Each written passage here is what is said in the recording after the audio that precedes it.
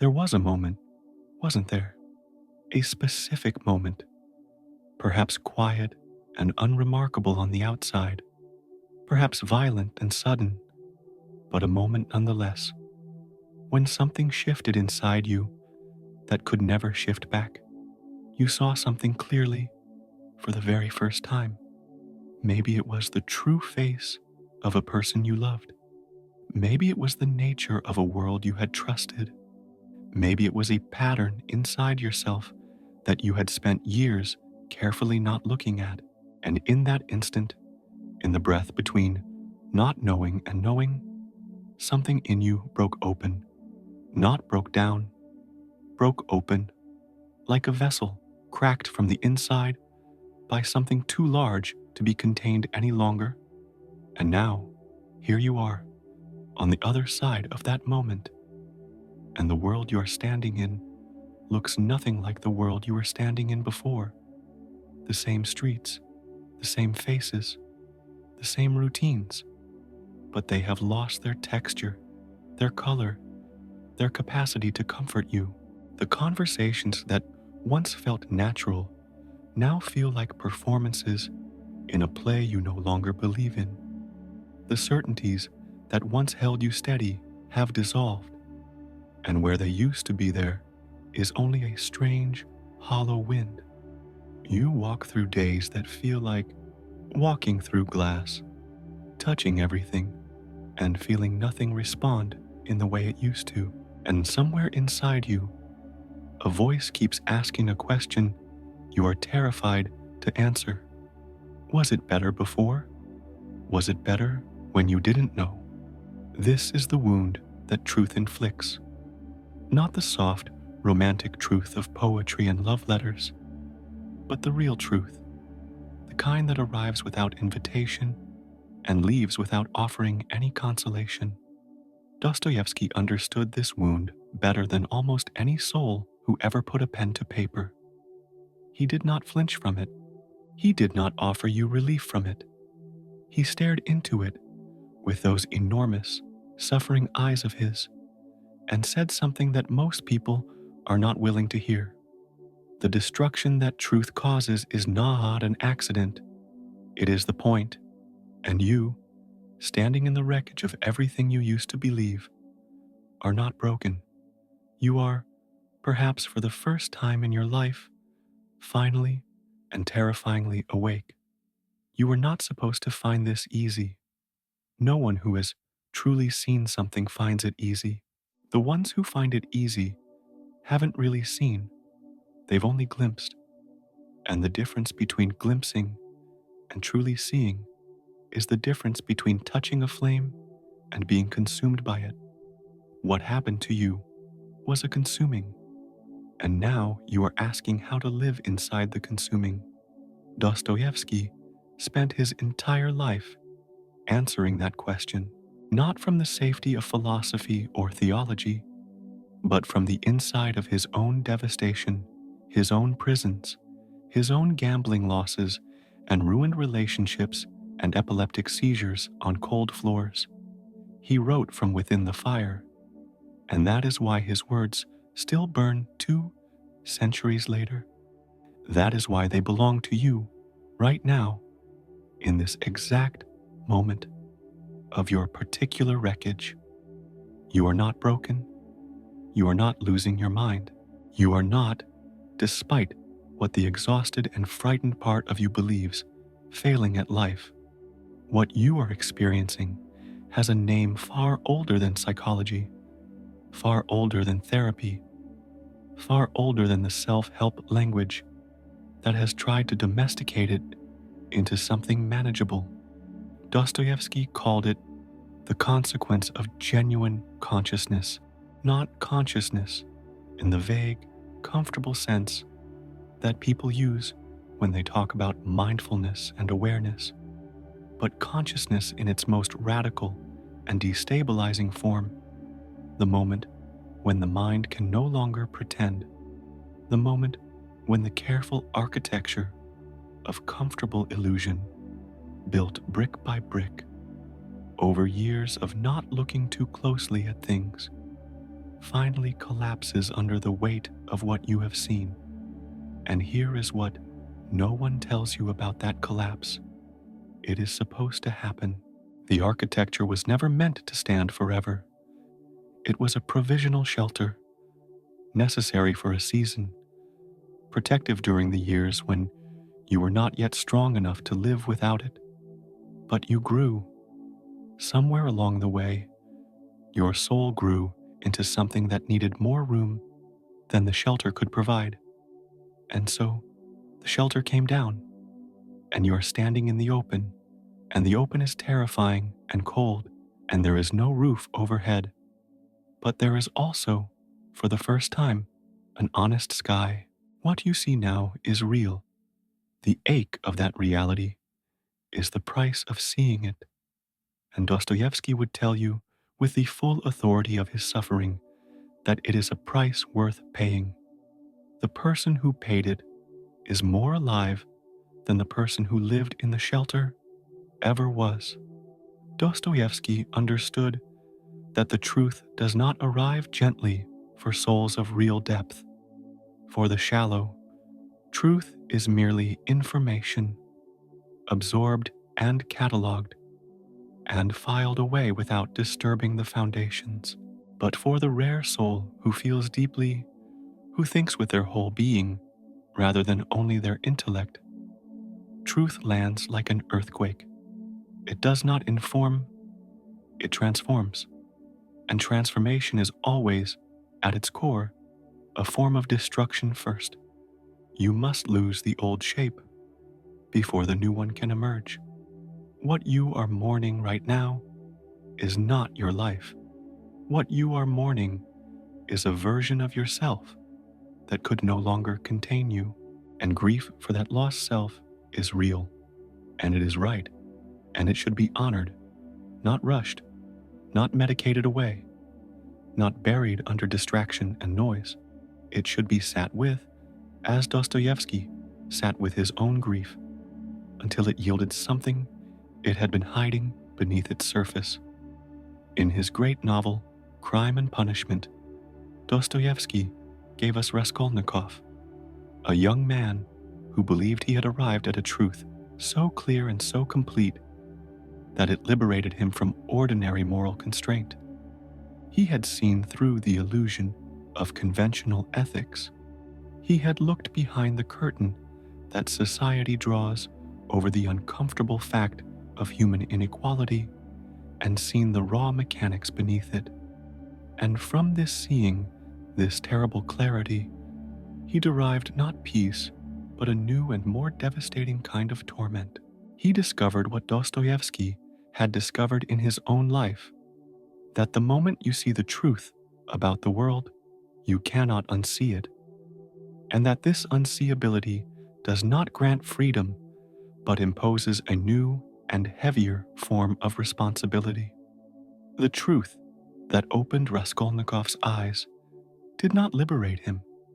It enslaved him to an awareness that demanded everything of him, every hour, without mercy or rest. Because this is what Dostoevsky knew and what you are beginning to learn. Truth is not a destination. It is a threshold.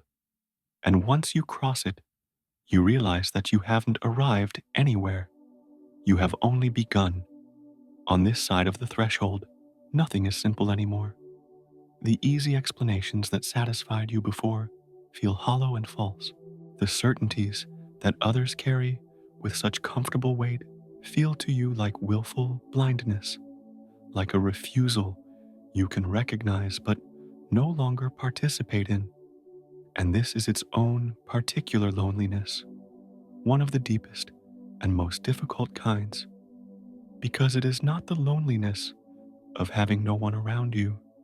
It is the loneliness of being surrounded by people and still being fundamentally, essentially alone in what you can see.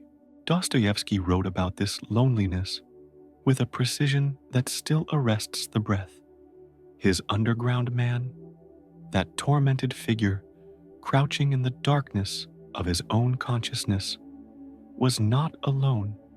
because the world had abandoned him.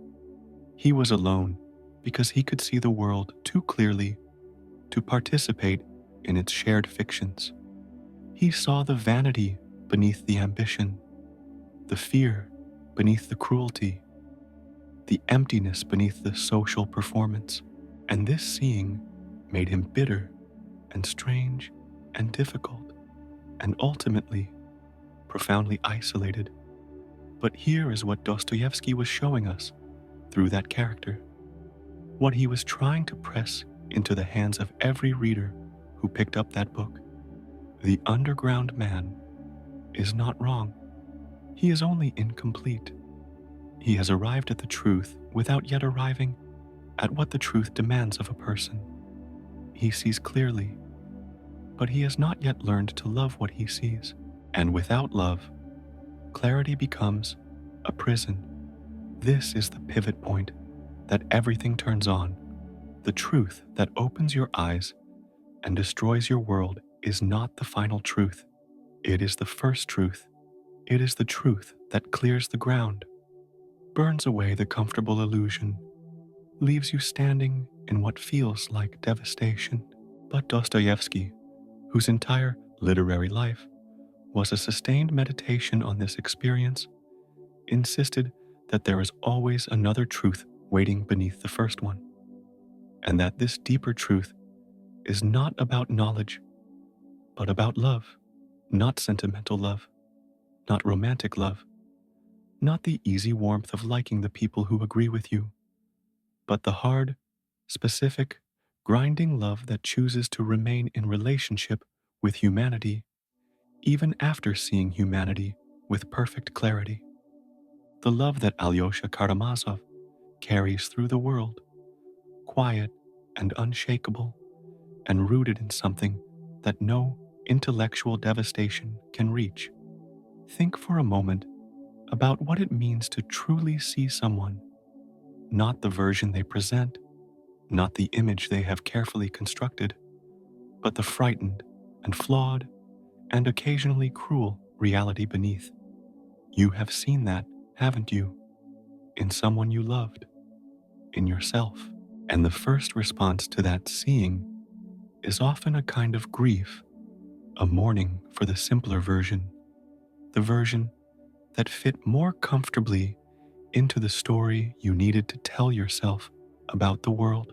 But Dostoevsky's deeper invitation, buried in the pages of his most demanding novels, is this: what if seeing someone completely, seeing the worst and the most broken and the most frightened parts of them, is not the end of love, but the beginning of its truest form? What if the truth that destroys your comfortable illusions is also the truth that opens the way to a love that doesn't depend on illusions at all? And here is something else Dostoevsky understood that the modern world has almost entirely forgotten. There is a difference between the truth that liberates and the truth that merely flatters your intelligence. Many people confuse these two. They believe that seeing clearly means seeing darkly, that the disillusionment is the insight, that the shattering of comfortable belief is the wisdom itself, that cynicism and the truth are the same thing wearing different names. This is the error that destroyed several of Dostoevsky's most gifted characters. The man who sees through everything and concludes that everything is therefore worthless has not actually arrived at wisdom. He has arrived at a sophisticated form of despair and given it an intellectual name. Dostoevsky was ferociously opposed to this. He had lived through his own seasons of despair too deep for comfortable description, and what he found waiting at the bottom of those seasons was not the validation of nihilism, but something that shook him far more fundamentally: a stubborn, inarticulate, almost embarrassing insistence that life still mattered, that the human being still carried some essential and unkillable worth, that the suffering was not random, but pointed somewhere, even if the pointing could not always be mapped with the mind's clean instruments. Prince Mishkin, that strange and luminous figure in The Idiot, embodies something that is almost impossible to speak about without diminishing it. He sees everything, every cruelty, every vanity, every small betrayal and large one, with a clarity so total it renders the people around him uncomfortable and strange. But what distinguishes him from the underground man? What makes him the opposite pole of the Dostoevskian compass is that his seeing does not harden him. It opens him. He absorbs the truth of every person he encounters and is not destroyed by it, because something in him has learned to hold both the darkness and the beauty simultaneously, without needing one of them to cancel out the other. He is, admittedly, broken by the world in the end. Dostoevsky did not protect him from that, but the breaking is not the last word about who Mishkin was. The last word is the quality of presence he brought to every human being he met, the way they felt genuinely seen by him, genuinely held in regard, even the ones who used and betrayed him. That quality, the quality of remaining open to the human being, even after seeing the human being fully, is what Dostoevsky considered the highest achievement available to a conscious soul. Ivan Karamazov is perhaps the most honest depiction in all of literature of what it costs to arrive at truth and refuse the next step. Ivan has seen through everything. He has seen through the comfortable lies of organized religion, through the easy justifications for human suffering, through the pleasant stories we tell ourselves about justice and meaning. His intelligence is merciless and exact, but Ivan's tragedy, and Dostoevsky shows this with devastating care, is that he cannot make the passage from clear seeing to compassionate being. He refuses it. He finds it intellectually dishonest. He is too proud to accept that something might be asked of him that his intellect alone cannot provide, and so he remains standing at the threshold, brilliant and correct and absolutely alone, while his brother Alyosha, who sees no less clearly, but carries what he sees differently, moves through the world touching people into life. You are at this threshold right now. The truth has opened your eyes and destroyed your world, and you are standing in the wreckage deciding what comes next. And Dostoevsky's entire literary legacy is pressing on you from every direction, saying, do not stop here. Do not let the first truth be the only truth.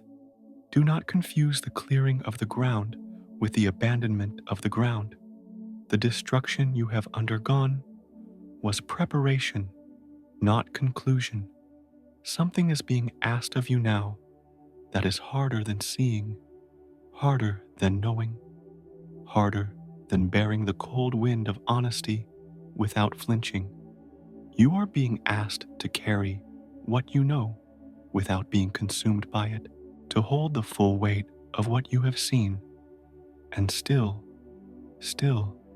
turn toward life and toward the people around you with something that resembles tenderness. This is not weakness. This is not the surrender of your hard-won clarity. It is the completion of it.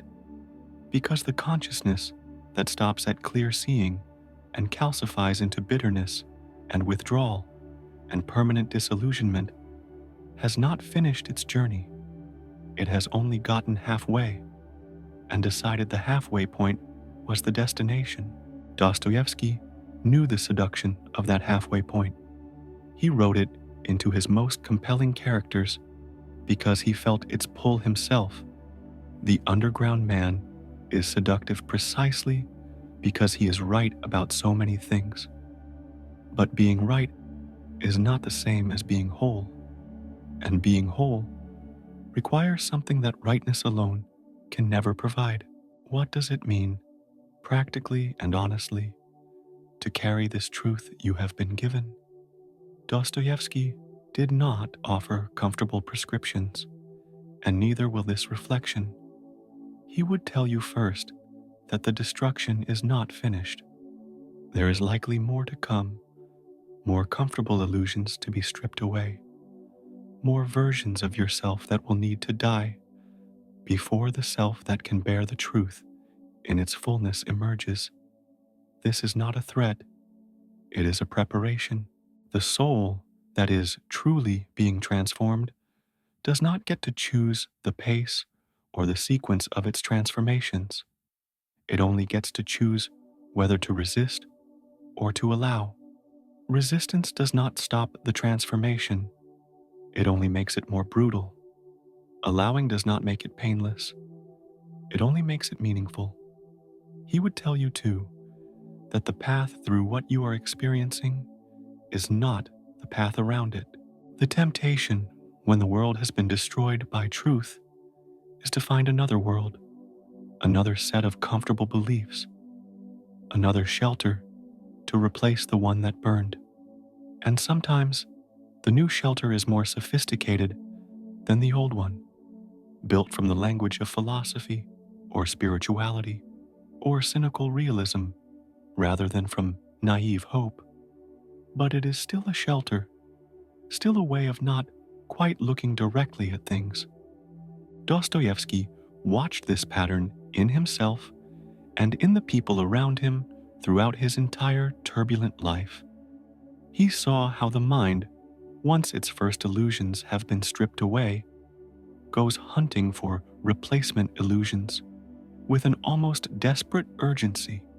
He understood this impulse because he felt it, and he chose, again and again, to refuse it, not because he was immune to the desire for comfort, but because he trusted something in himself that he had learned to trust over years of suffering, that the discomfort of genuine seeing was preferable to the false peace of comfortable blindness, that the world seen clearly, even when it was unbearable, was more alive and more interesting and more real than the world seen through a lens that made it manageable. That being genuinely present to what is, the sorrow, the mess, the contradiction, the occasional and unexpected flare of grace, was a fuller and more honest way of being human than any alternative he could find. He would tell you that the loneliness you feel in your new seeing is not permanent and not total. There are others, fewer than you would like, scattered and sometimes hard to find, but real, who have crossed the same threshold you have crossed and who know, without needing it explained, the particular quality of the air on this side. Dostoevsky himself found such people. He wrote to them across time, leaving his books as messages to every future soul who would feel what he felt and need to know they were not alone in feeling it. You are not the first to stand where you are standing, and you will not be the last. The loneliness is real, but it is not the truth about your ultimate position in the world. He would tell you, perhaps most importantly, that the pain of what you have seen is not a sign that you were wrong to see it. The mind that has been trained by comfortable illusion will always interpret pain as a signal to retreat, to stop, to find a way back to the shelter. But the soul that is being genuinely expanded knows something different, that the pain of true perception is not the same as the pain of damage.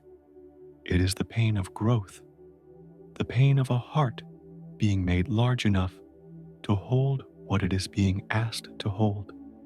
There is a difference between being broken and being stretched, and you, right now, are being stretched. The stretching hurts. It is supposed to hurt. But what it is making you into is something that the person you were before the truth opened your eyes could not have imagined becoming. Dostoevsky did not promise that this path ends in comfort. He never promised comfort. What he promised over and over again in the hard and luminous pages of his life's work was that it ends in something richer and stranger and more worth having than comfort. He called it, in his most radiant moments, a kind of beauty, not the beauty of surfaces, not the beauty that depends on things being pleasant and ordered and easy to look at, but the beauty that exists at the very bottom of suffering, when suffering has been fully entered and fully born, and the soul has come through the other side, changed, but intact. He wrote once that beauty would save the world, and people have debated what he meant by that for a century and a half. What he meant, perhaps, was this: that the capacity to find something luminous and worthy in reality, exactly as it is, without illusion, without the comfortable lies, that capacity is the rarest and most necessary human achievement. And it cannot be obtained cheaply. It can only be earned by people who have paid the price you are currently paying. You did not choose to have your world destroyed by the truth, but you are choosing, right now, what to do with the wreckage. Dostoevsky's invitation, carried in the weight of everything he ever wrote, is to choose to rebuild, not to restore what was, not to reconstruct the comfortable shelter that could not hold you anymore, but to build something new on the honest ground that has been cleared, something that can stand without illusion, something that has its foundation not in the story you needed to believe, but in the reality you have been given the terrible and precious gift of actually seeing. The truth opened your eyes, and yes, it destroyed your world. But look carefully at what is left standing after the destruction. Look at what the fire did not consume, because Dostoevsky knew, and you are beginning to know, that what survives the burning of illusion is not nothing. What survives is everything that was real, and what was real was always more than enough to build a life on. The pain you are in right now is the pain of learning to recognize what is real. It is not the pain of loss, though it feels exactly like loss. It is the pain of arrival. You are arriving somewhere you could not have reached without walking through exactly this. And on the other side of this, there is a version of you who will carry the truth, not as a wound, but as a lantern, not as a burden, but as a way of moving through the world with your whole self present, your whole self honest, your whole self alive, in the only way that now matters to you, actually and truly, and without apology, alive. If this reflection found something in you that recognized itself, leave a word in the comments about what truth opened your eyes and what world it destroyed. Your voice in this space is not a small thing. It is a confirmation to someone watching right now that what they are living through has a shape and a name and a destination. Subscribe for more of these reflections on Dostoevsky's vision of the human soul, its capacity for suffering, and its still greater capacity for transformation. And if you want to go deeper into what it means to carry consciousness in a world that prefers the comfortable sleep of illusion, there is another reflection waiting for you on this channel about the specific loneliness of those who see what others refuse to see, and what Dostoevsky believed was the only way through it. Thank you for being here. Thank you for bearing what you are bearing. The truth that destroyed your world is also the truth that is making you